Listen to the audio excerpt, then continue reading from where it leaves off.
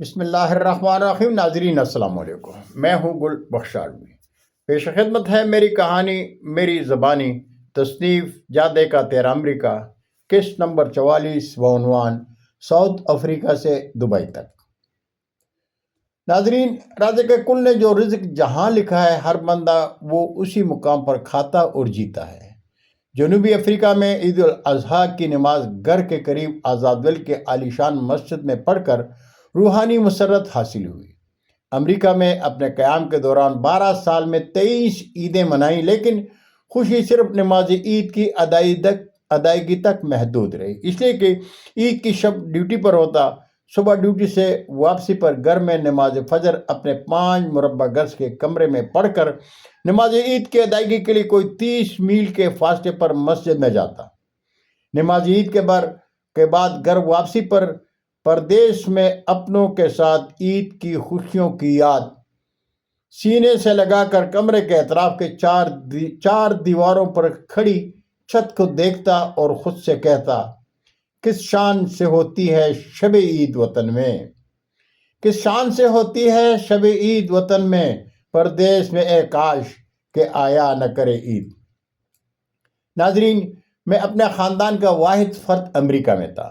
چند ایک دوست قریب تھے، لیکن ڈالروں سے عشق میں میری طرح عید کے دن بھی کام پر ہوتے۔ کچھ تو ایسے بھی تھے جن کو نماز عید تک نصیب نہیں تھی۔ شیر محمد خان جنوبی افریقہ میں مقیم اپنے برادری اور عزیز رشتہ داروں میں قابل احترام بزرگ ہیں۔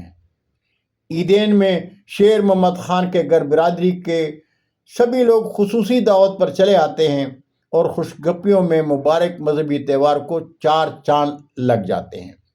آج اس مبارک تہوار میں شاہد بخشالوی کے ساتھ میں بھی شریک تھا۔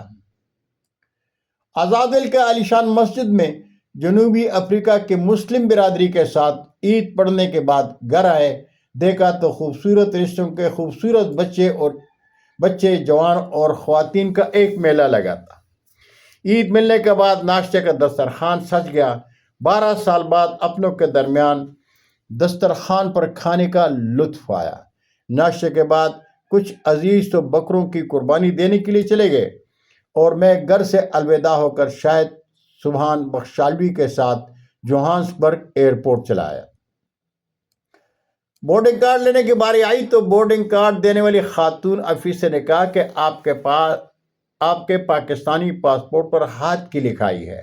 دبئی میں عارضی قیام کے لیے آپ کو کمپیوٹرائز پاسپورٹ کی ضرورت ہے، اس لیے آپ اگر آج کی فلائٹ پر جانا چاہیں تو اپنی ٹکٹ فوری طور پر نئی تاریخ کی بنوا لیں۔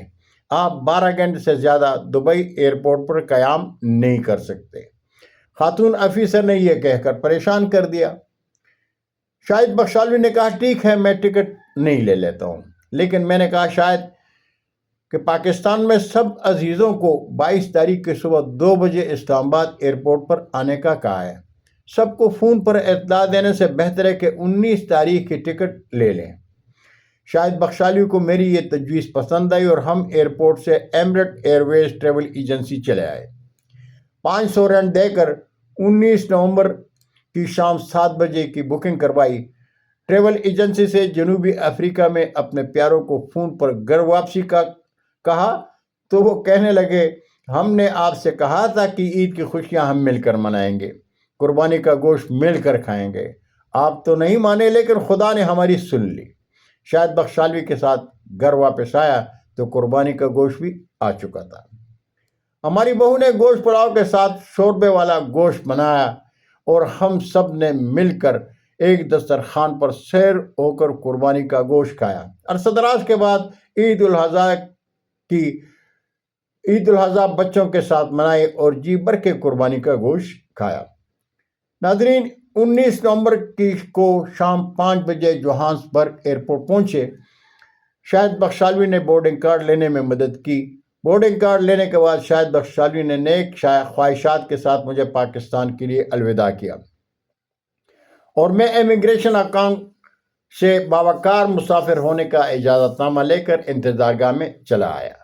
7 بجے کی پرواز سے جوہانسبرگ سے روانہ ہوا اور صبح 5 بجے دبئی ایئرپورٹ پر جہاز اتر گیا۔ دبئی ایئرپورٹ پر میرے بھتیجے طارق عثمان اپنی فیملی کے ساتھ 12 سال بعد ملاقات کے لیے بے چین منتظر کھڑے تھے۔ میں امیگریشن